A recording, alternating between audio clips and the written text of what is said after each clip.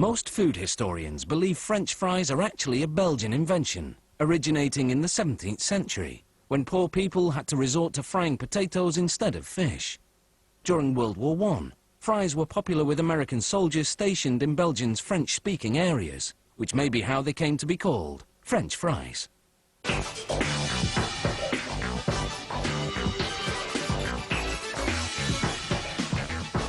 This company makes its frozen fries from russet potatoes. Russets are oval, so they produce longer fries than a rounder shape variety would. Russets are also sufficiently crunchy when fried, and their lower than average sugar content means their flesh stays white longer. When the potatoes arrive at the factory, they travel along rollers that rub off any foreign matter, things such as soil, small rocks and plant parts.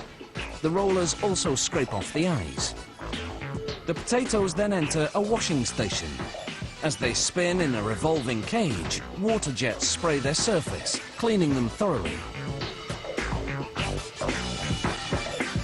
Next stop, a sorting machine that divides the potatoes by size. It's made up of successive levels of vibrating grids. The shaking forces the smaller potatoes through the grid openings, separating them from the larger potatoes. The big potatoes become classic strip-shaped fries. The small ones become ring-shaped or cube-shaped fries.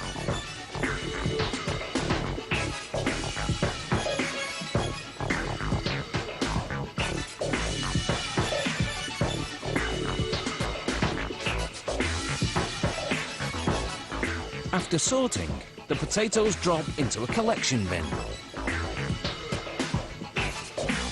Once full, its bottom hatch opens, releasing the potatoes into a giant steamer. After about 10 seconds in the pressurized steam, the skins are soft enough to come off with just a little pressure. That happens next in this machine, called the peeler. It looks like a giant clothes dryer, except that the drum is lined with brushes.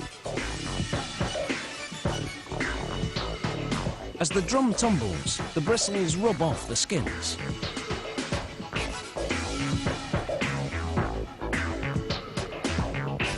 As the skinless potatoes exit the peeler, workers inspect them, tossing any that have green or rotten parts, or pieces of skin still stuck to them. The type of fries in production determines which of two systems do the chopping: a series of rotary mechanical slicers, or a hydraulic system in which running water thrusts the potatoes against cutting blades.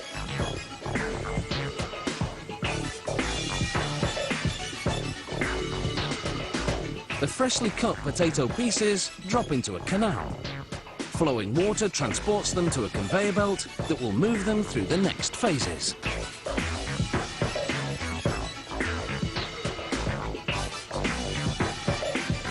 Now for a high-tech quality check.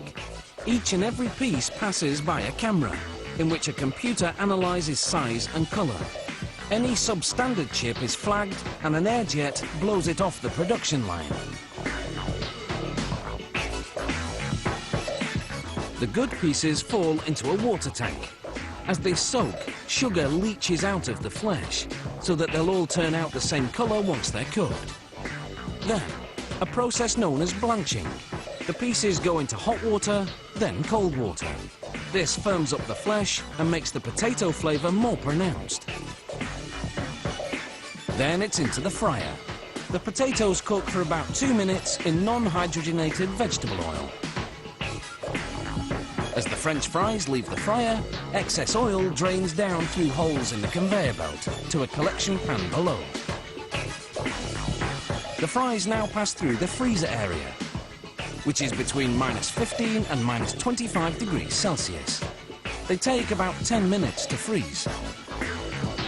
Once they do, an oscillating conveyor belt deposits them into chutes.